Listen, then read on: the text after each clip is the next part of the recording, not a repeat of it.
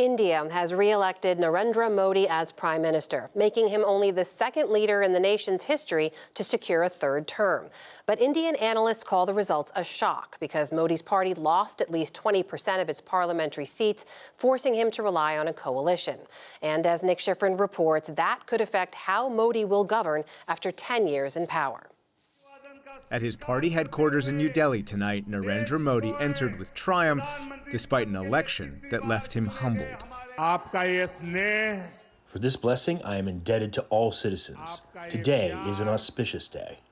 Modi fought the election in his own name, promising a rising, stronger India. But many of the 640 million Indians who voted over 7 weeks voted their pocketbooks. This was the economic crisis which large number of Indians, particularly from rural India and lower socioeconomic strata were facing. And they are the ones who have really voted Mr. Modi out or have voted against Mr. Modi. Sushant Singh is an Indian journalist and lecturer at Yale University. He says rural Indians worried about the economy were also worried Modi would amend the constitution to revoke special rights for underprivileged communities, as opposition leader Rahul Gandhi said today. I am extremely proud of the people of India. I'm extremely proud of the people who have resisted this onslaught on the constitution. This really put the fear in the ranks of these, vast masses of so-called unschooled poor Indians who thought that something which gives them political rights, something which gives them some kind of path for economic progress, that is likely to be taken away. And the two factors combined together to deliver what many believe is a stunning result. Among those who voted against Modi, his own stronghold, the northern state of Uttar Pradesh. Modi's party lost more than half its seats, including the district where, in January, Modi inaugurated a grand temple on the site where a 16th century mosque was demolished.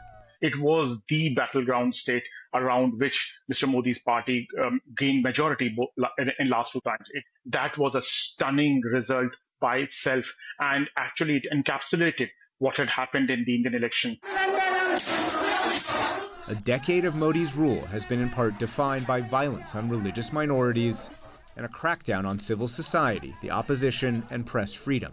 A coalition government could force Modi to rein it in, says Singh. Because Mr. Modi is now a much weaker leader, much weaker prime minister, dependent on his coalition partners, we will definitely see some of these institutions rediscover their voice, rediscover their conscience, and start saying things which we have not heard from them for the last decade. Today, the partnership between our countries is stronger than it's ever been. But Modi has also helped make India indispensable to U.S. plans in Asia, as the Indian military defends Indian territory from Chinese soldiers, and the U.S. hopes for India's help to confront China. Irrespective of whoever is leading India, any U.S. administration, whether Republican or Democrat, will continue to work with India because of the China factor. And so U.S. Modi cooperation will continue. But the man who described himself as heaven sent now faces the ground reality of the voters. For the PBS NewsHour, I'm Nick Schifrin.